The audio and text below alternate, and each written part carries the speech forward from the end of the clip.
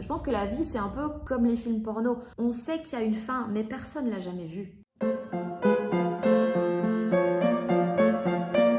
Hey, cette année encore, j'ai été contactée par l'association des soins palliatifs de Namur qui m'a demandé de refaire une vidéo de blague sur les soins palliatifs et la mort. Yay! Mais en vrai, j'étais pas sûre que ce soit vraiment le bon timing pour faire ce genre de choses, étant donné que, après tout ce qui s'est passé en 2020, est-ce qu'il vous reste des patients? En vrai, les soins palliatifs pendant le Covid, ça a dû être genre l'équivalent d'un hôtel le soir de la Saint-Valentin, quoi. Sauf que chez vous, il y a nettement moins de monde pour faire le check-out, mais... D'ailleurs, c'est peut-être pour ça qu'ils m'ont envie de faire une vidéo, parce qu'ils s'ennuient.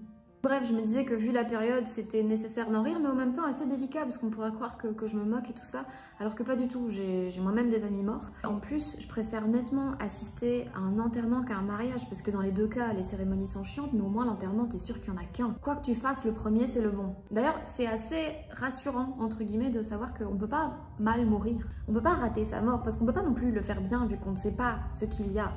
Je pense que la vie, c'est un peu comme les films porno.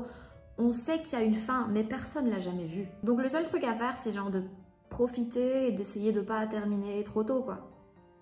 Enfin, le film, la métaphore est terminée. Mais je pense surtout qu'essayer de rigoler de choses aussi tragiques, c'est le seul moyen qu'on a pour dédramatiser et pour essayer de rendre la douleur un peu moins vive. D'ailleurs, peut-être qu'on pourrait envisager d'organiser des spectacles d'humour aux funérailles. Un one-man show avant une crémation. Est-ce que vous êtes chaud? À main levée, qui est là pour l'héritage? Puis après, on ferait la fête en sniffant les cendres, genre... J'ai toujours adoré mamie, il en reste? En plus, il y a plein de choses qui sont assez cocasses dans notre façon de faire face à la mort, de gérer le deuil et tout ça.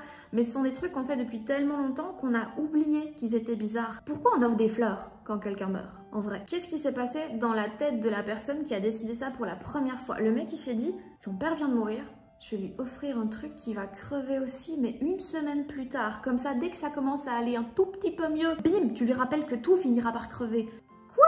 Mais à ce moment-là, pousse le truc plus loin. Par contre, vous savez ce qui se conserve beaucoup mieux que des fleurs? Des potimarrons. Donc pourquoi on n'offre pas plutôt ça? C'est beau, ça se conserve nettement plus longtemps, et puis surtout à la fin tu peux en faire de la soupe. Donc au final on se dirait, certes Raymond est mort, mais as-tu goûté ce velouté? Quelle brillante idée de mourir en automne. Et ça c'est beau, parce que manger c'est la vie, et la vie c'est l'inverse de la mort, donc oubliez les couronnes de fleurs et pensez cucurbitacées. Déjà parce que c'est un mot vraiment rigolo. Bisous, prenez soin de vous.